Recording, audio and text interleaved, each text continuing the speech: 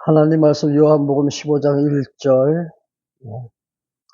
나는 포도나무요 내 아버지는 농부라.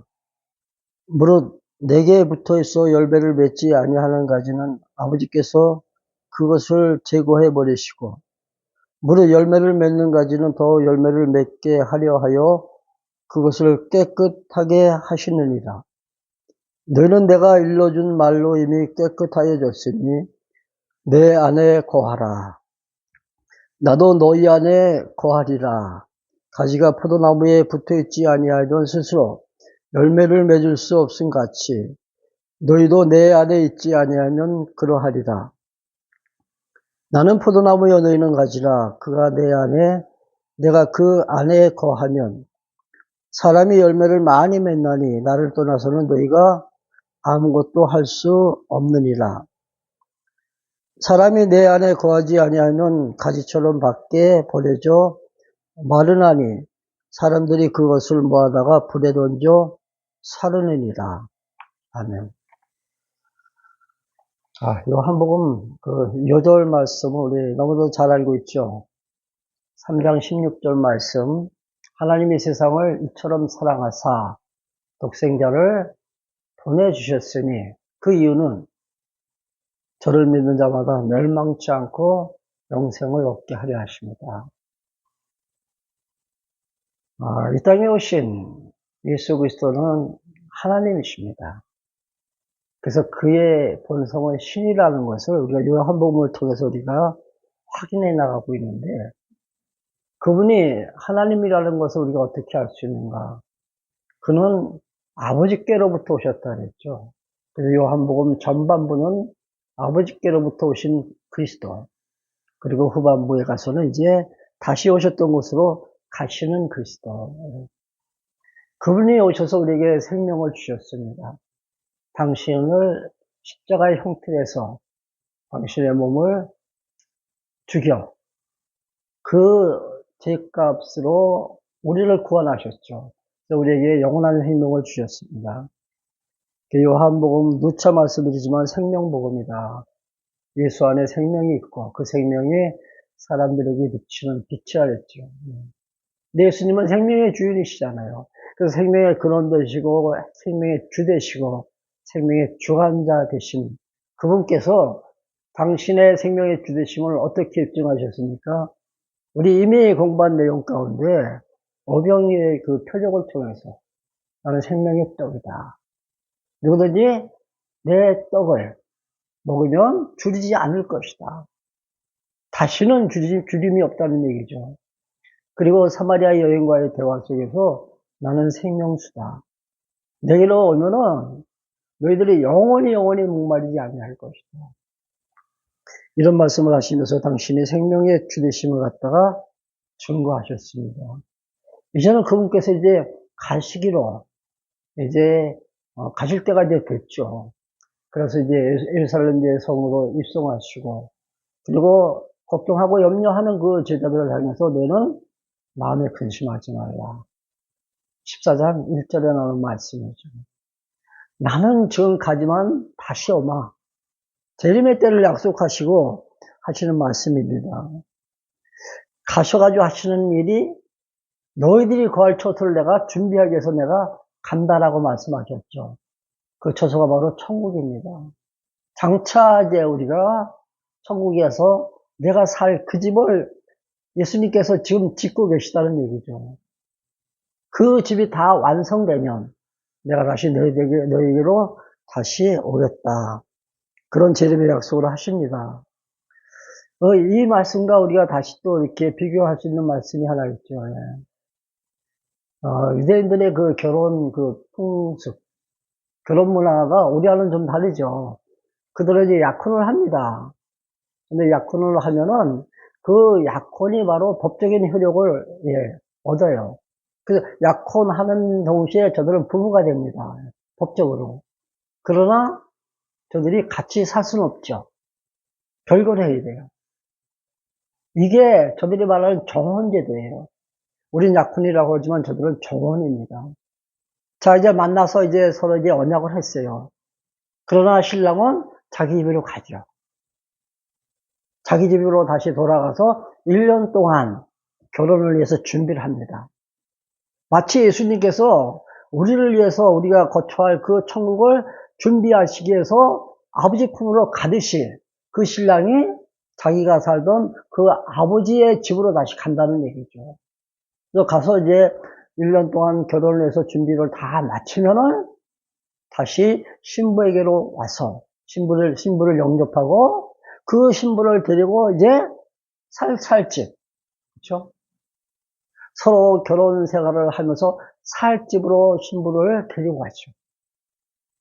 이 이스라엘 민족의 이 결혼 제도가 바로 예수님께서 지금 가셔서 천국을 준비하시는 것과 똑같아요. 똑같다는. 예수님은 천국을 다 예비하시면 반드시 오십니다. 예. 자, 그래서 이제 예수님께서는 늘 염려하지 말라 이렇게 약속을 하시죠. 예. 그 지난번에 우리 살펴본 내용 가운데 27절, 예, 14장 27절입니다. 내가 너에게 평안을 주노니. 예.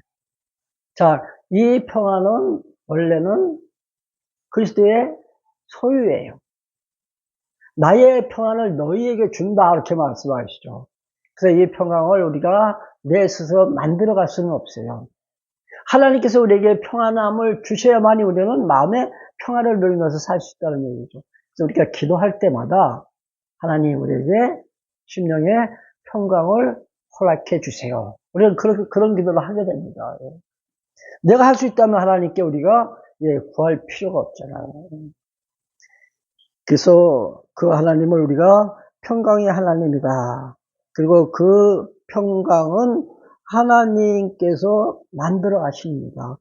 그래서 평안의 산실이다 그렇게도 부릅니다. 그래서 이 행복의 조건은 환경에 따라서 주어지는 게 아니에요. 환경의 변화에 따라서 평강이 이루어지고 또 이루어지지 않는 것이 아니라는 얘기죠. 내면 세계에 우리가 어떠한 가치관을 가지고 있느냐에 따라서 우리 심령이 편안할 수도 있고 그렇지 않을 수도 있다는 얘기입니다. 자, 세상 사람들은 어떤 가치관을 갖고 있습니까? 돈이 최고다. 명예가 제일이다. 그래서 명예와 부를 갖다 추구하면서 삽니다. 이것을 지난 시간에 말씀드렸죠. 세속적인 가치관이다. 그러나 우리의 가치관은 어떤 가치관을 갖고 있습니까?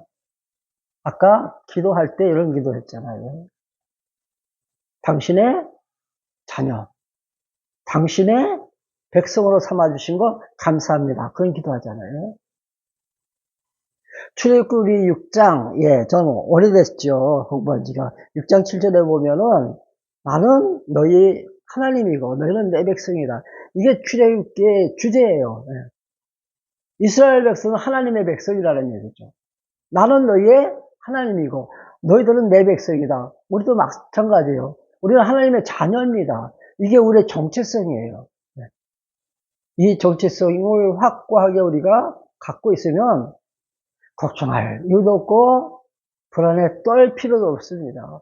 우울증이 왜 걸립니까? 이런 정체성이 없기 때문에 우울증에 시달리는 거예요. 그런 사람들은 삶의 의미를 깨닫지 못하죠. 내가 왜 살아야 될지, 무엇을 위해서 살지도 모릅니다. 그래서 우울증이 오는 거예요. 그러니까 분명한 정체성을 우리가 지니고 있으면 염려할 거 없습니다. 걱정할 것도 없다는 거예요. 또 하나는 긍정적인 사고를 갖는 거죠. 요셉과 같이. 요셉이 노예로 팔려갔지만은 그 창세기 마지막 부분에 나오잖아요. 요셉이 고백합니다. 형들이 나를 이곳으로 보낸 것은 형들이 잘못이 아니다. 하나님께서 이 때를 위해서 미리 준비하신 것이다. 그래서 모든 것을 긍정적인 시각으로 바라봅니다. 그가 노예 생활을 한 것도, 감옥에 잡혀간 것도, 이 때를 위해서, 이스라엘 백성들의 구원을 위해서 하나님께서 섭리하신 모든 과정이라는 얘기죠. 그러니까 우리 믿는 자들에게는 긍정적인 역사관을 가지고 있어야 됩니다. 다 좋다는 얘기. 우리에게는 나쁜 게 없어요. 나쁘다고 생각하는 것은 내 가치관의 기준에 따라서 내가 나쁘다라 하는 거지, 하나님께서 보실 때는 나에게 모든 것이 다 너 유익하다. 그러니까 나를 인도해 가시는 거예요. 하나님께는 최선의 방법이고 우리에게는 가장 유익한 길이라 했잖아요. 이런 가치관을 갖고 있다면 우리의 심령은 평안합니다. 평안을 누리는 사람이 바로 행복한 자죠. 성경에 보면 너희는 서로 사랑하라. 이따 마지막 부분에 다시 한번 나옵니다. 서로 사랑하라. 사실 사랑도 내가 하고 싶으면 하고 하기 싫으면 안 하는 게 아니잖아요. 사랑을 할 수 있도록 하나님께서 우리에게 힘을 주세요.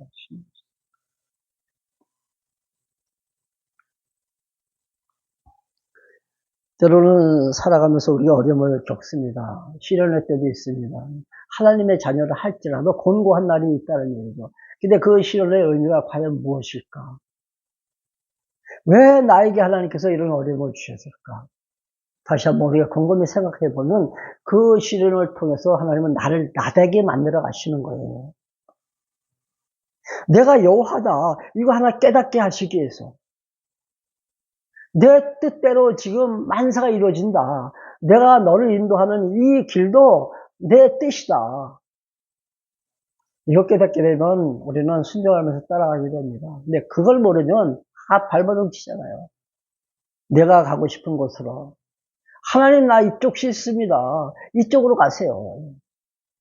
몸부림치면서 기도하지만 이루어지지 않습니다. 하나님의 뜻이 아니면 절대로 이루어지지 않는다는 거예요. 그래서 잠언서에 보면 범사에 그를 인정하라. 그가 하시는 일은 하나님의 뜻이다. 그런 말씀이에요. 범사에 그를 인정하라. 인정할 때 우리는 마음에 평안이 또 감사가 넘치게 됩니다. 이게 바로 우리를 행복하게 만들어가는 요인이에요. 자, 오늘 말씀 보면 이제 15장 1절에 뭐라고 말씀합니까? 나는 참 포도나무여 내 아버지는 농부다. 8절 한번 먼저 볼까요? 8절.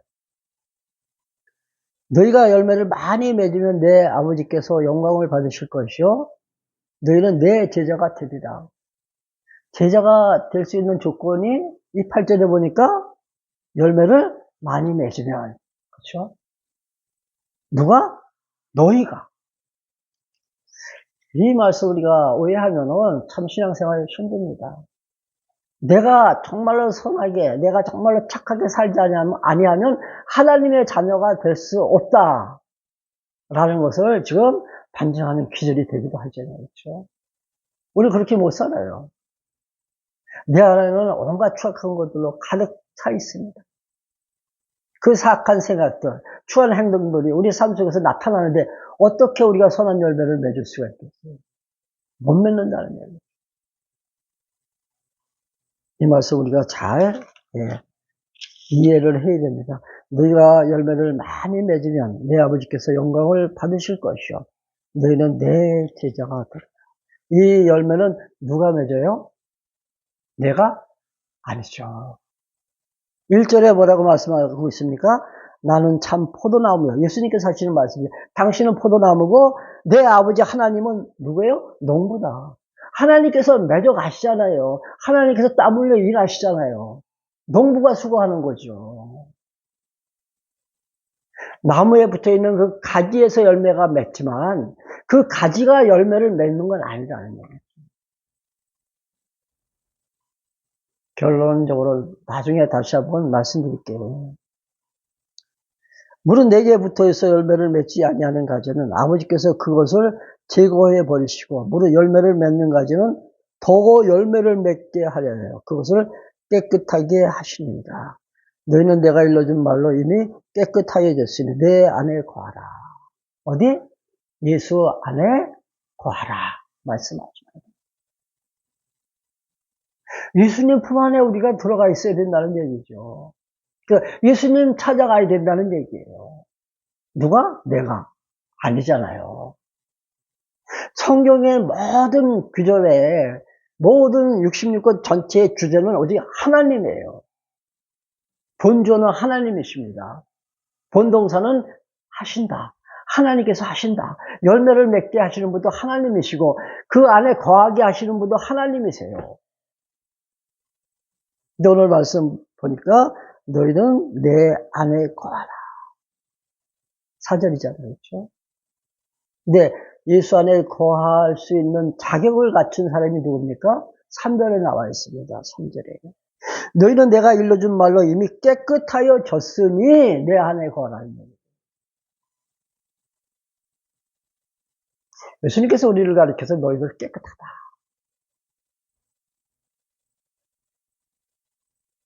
이게 확신이 와야 됩니다. 나는 죄인이 아니에요. 나는 의인이라는 거예요. 비록 내가 살아가면서 잘못을 범할지라도 내 생각이 정말로 추한 생각을 하면서 살아갈지라도 내 행동이 사람들에게 본이 안 될지라도 그런 나를 가리켜서 예수님께서는 너는 깨끗하다, 너는 의인이다 이렇게 말씀하신다는 거예요. 감사할 수밖에 없죠. 내 행동을 내가 잘 아는데 그럼에도 불구하고 예수님은 너는 내 자녀다. 너는 깨끗해졌으니 내 안에 거할 자격이 있다. 그런 말씀입니다. 너는 내가 일러준 말로 이미 깨끗하여졌으니 내 안에 거하라. 이 한 말씀만 우리가 확신해도 확실히 믿어줘도 살아갈 수 있는 힘이 생기는 거잖아요. 그렇죠? 걱정하고 염려할 필요 하나도 없습니다. 우리는 천국 백성이에요. 언제부터 우리를 너 내 것이라고 말씀하셨어요? 에베소서 1장 보니까 창세 전에. 아, 참. 우리 정말로 복받은 사람들입니다.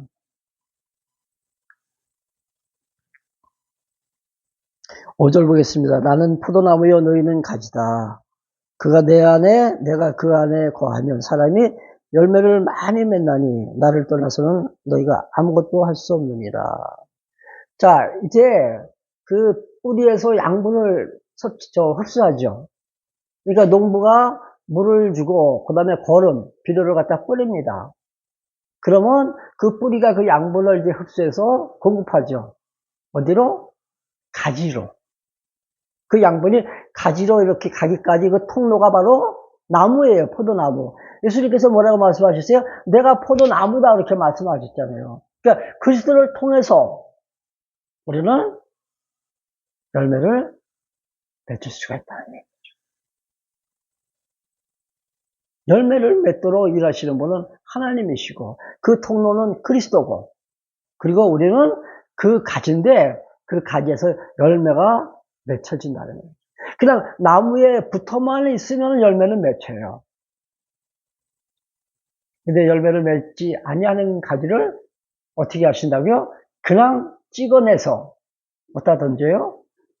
아궁이 속에다 집어 던진다는 거예요.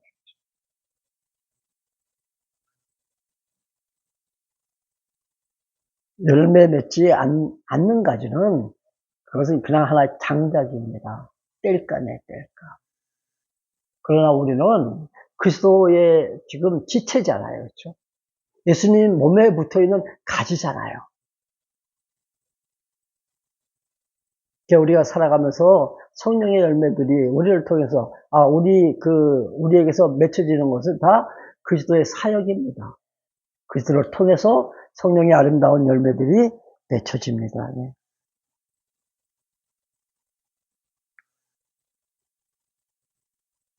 자, 7절 보시기 바랍니다. 너희가 내 안에 거하고 내 말이 너희 안에 거하면 무엇이든지 원하는 대로 구하라. 그리하면 이루리라. 이 말씀도 참 많이 신앙생활에 혼선을 느끼게 하는 말씀입니다. 무엇이든지 원하는 대로 구하라. 아무거나 너희들 구하면 내가 다 준다. 이런 기절이 성경에 몇 군데 나옵니다. 그래서 기복이 생기는 거예요.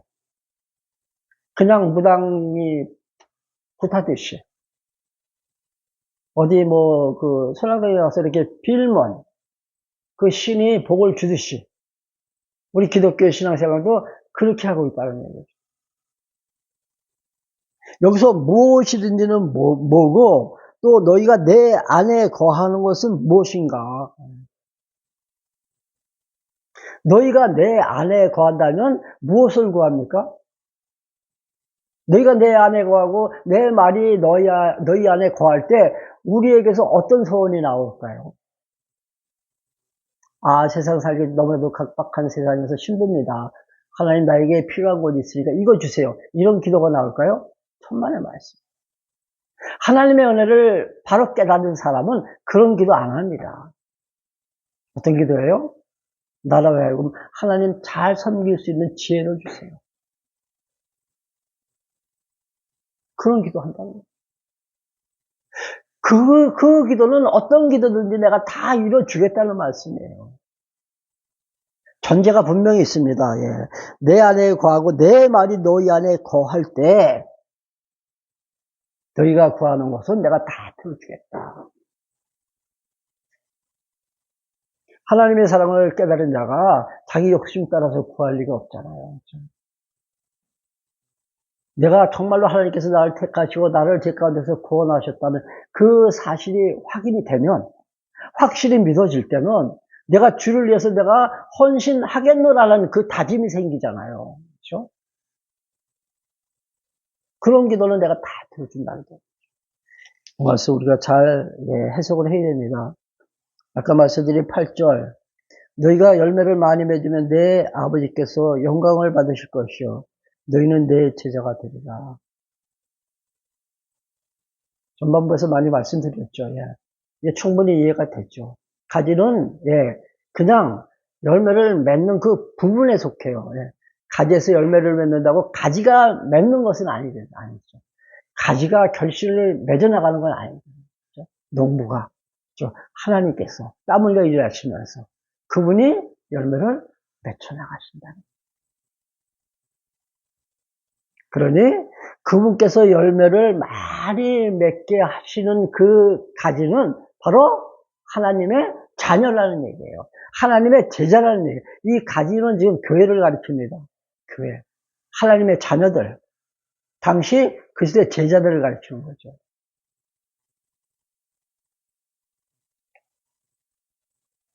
9절부터 12절까지 아버지께서 나를 사랑하신 것 같이 나도 너희를 사랑하였으니 너희의 사랑 안에 거하라.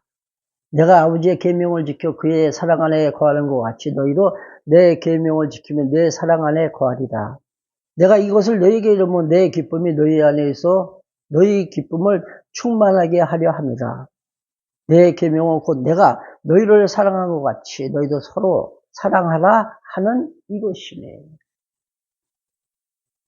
열매를 맺으라고 말씀하시면서 구체적으로 어떤 열매를 맺어야 되는지 지금 9절부터 12절까지 해서 밝혀주고 있습니다. 우리 갈라디아서 5장인가요? 5장 22절에 보면 그 성령의 열매는 이렇게 나오죠. 성령의 열매는 사랑과 희락과 화평과 오래 참음과 그 다음에 자비와 양성 뭐 등등 이렇게 나오잖아요. 성령의 열매를 맺히면서 이제 살아가자 그런 말씀이에요. 그 중에 가장 으뜸인 것이 바로 사랑의 열매는 사랑의 열매. 그래서 지금 이 9절부터 12절까지는 이제 사랑의 열매를 맺으면서 우리 살아가자는 말씀입니다. 아버지께서 나를 사랑하신 것 같이 9절입니다. 나도 너희를 사랑하였으니 너희 사랑 안에 거하라. 나의 사랑 안에 거하라. 아버지가 나를 사랑하시고 내가 아버지를 사랑한 것 같이 너희도 내 사랑 안에 거하라는 얘기죠. 그 사랑, 그리스도의 사랑 안에 거하는 것이 무슨 뜻인가? 10절에 나옵니다. 내가 아버지의 계명을 지켜 그의 사랑 안에 거하는 것 같이 너희도 내 계명을 지키면 내 사랑 안에 거한다. 그러니까 예수님께서 하신 그 계명, 그 계명을 지키는 것이 그리스도의 사랑 안에 거하는 거예요. 요한복음에 계명이 나옵니다. 계명은 어디서 우리가 읽었죠?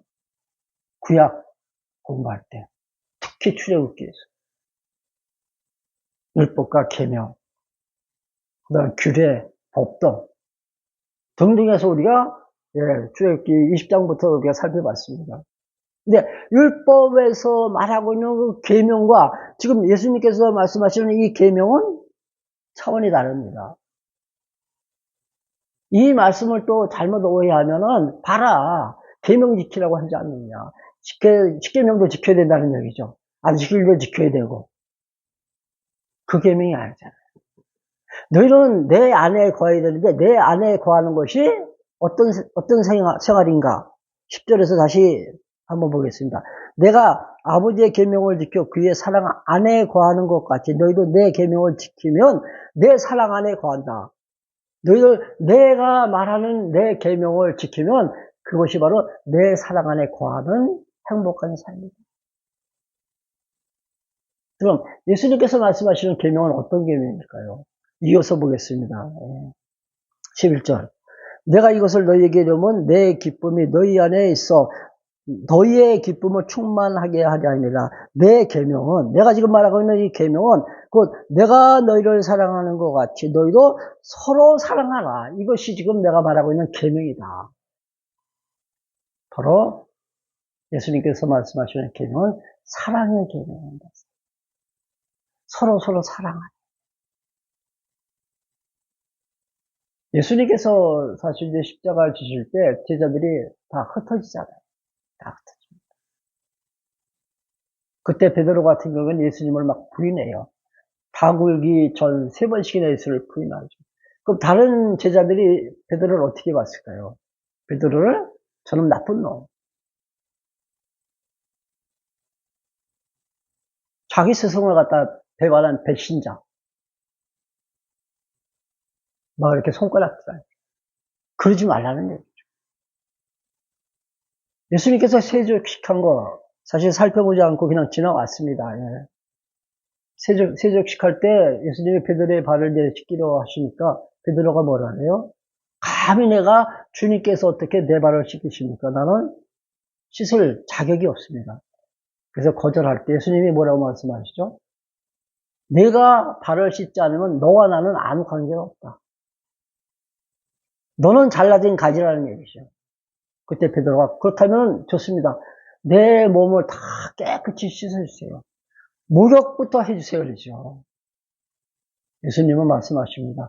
이미 너는 몸은 깨끗해졌느니라. 아까도 우리 살펴봤잖아요. 이미 너는 깨끗해졌다. 그리고 이제 발만 씻으면 된다. 내가 너희들의 발을 씻겨주듯이 너희들도 계속 서로 발을 씻어줘라. 이게 세족식입니다. 세족식 할 때 사람들이 내 발을 닦아주는 사람들이 어떤 겸손의 미덕을 갖다 우리가 강조하는데 그게 아니에요. 세족식은 용서하라는 얘기입니다.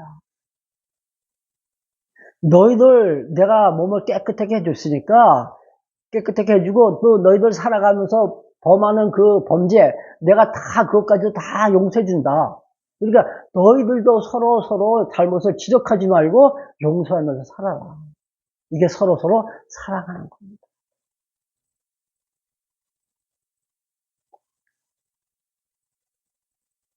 어떻게 해야 가능할까요? 내가 형제를 사랑하는 것이 어떻게 가능할까요? 사실 우리는 교회 안에서도 서로 미워하잖아요. 서로 반목하고.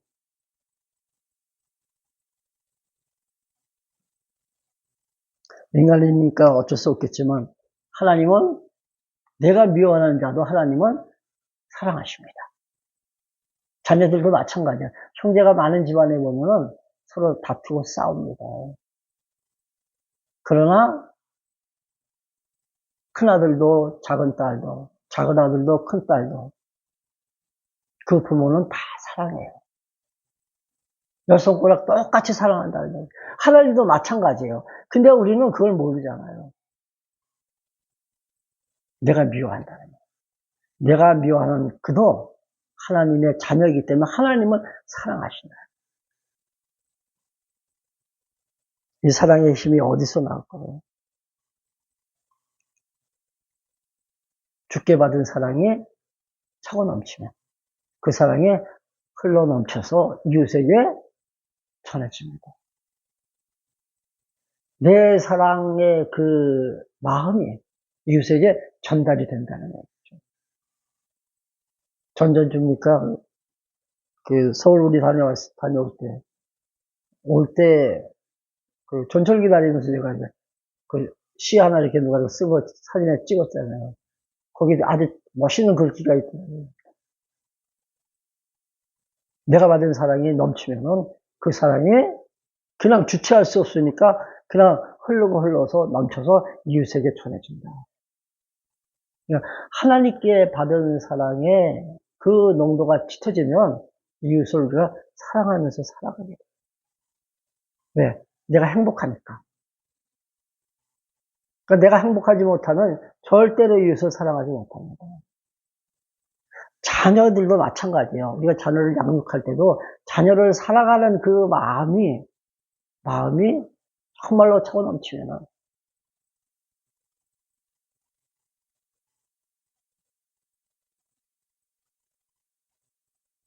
그러니까 이웃을 사랑하면서 살 수 있는 것은 하나님께 받은 그 사랑이 차고 넘쳐야 돼요. 예.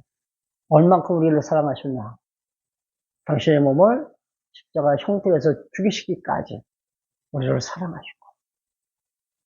우리 그냥 머리로만 이해하고 있어요. 우리 마음에 그게 와 닿지 않는다는 얘기죠. 기도하겠습니다. 좋으신 하나님 아버지, 오늘도 귀한 말씀 주셨습니다. 내가 잘나서, 내가 똑똑해서 예수를 만난 것이 아니라, 하나님께서 창세전 나를 사랑하셔서, 나를 택하여 주시고, 그 약속 이루시기 위해서 예수님 이 땅에 보내셔서, 저를 십자가에 못 박혀 죽이시기까지 나를 사랑하셨습니다. 이 사랑이 나의 삶의 원동력이 되어, 그 사랑으로 이웃을 사랑하며 살아갈 수 있도록 인도하여 주시옵소서.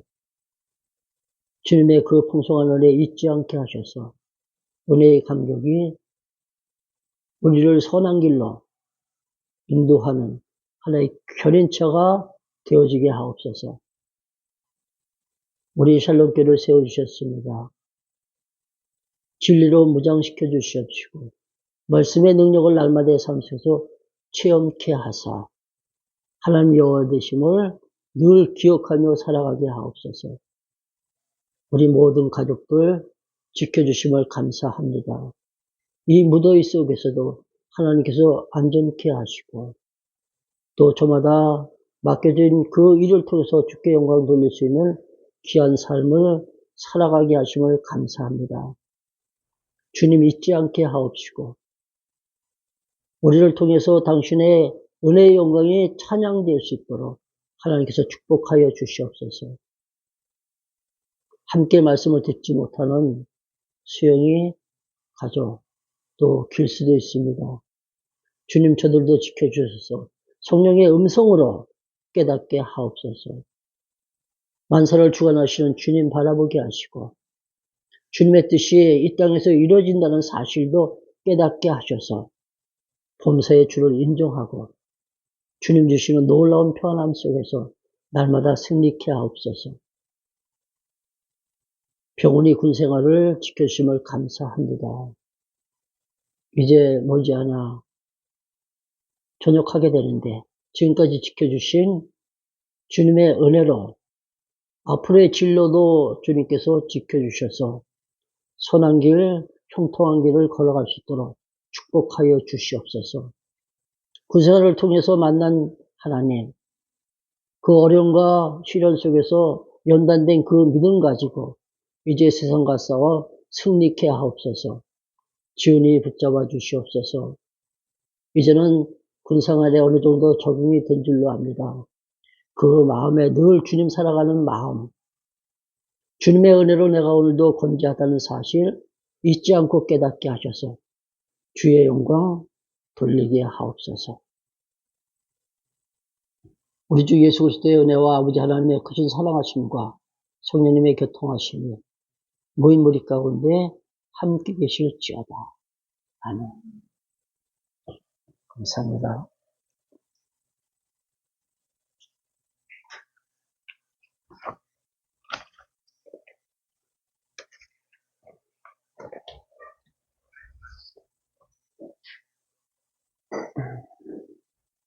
응?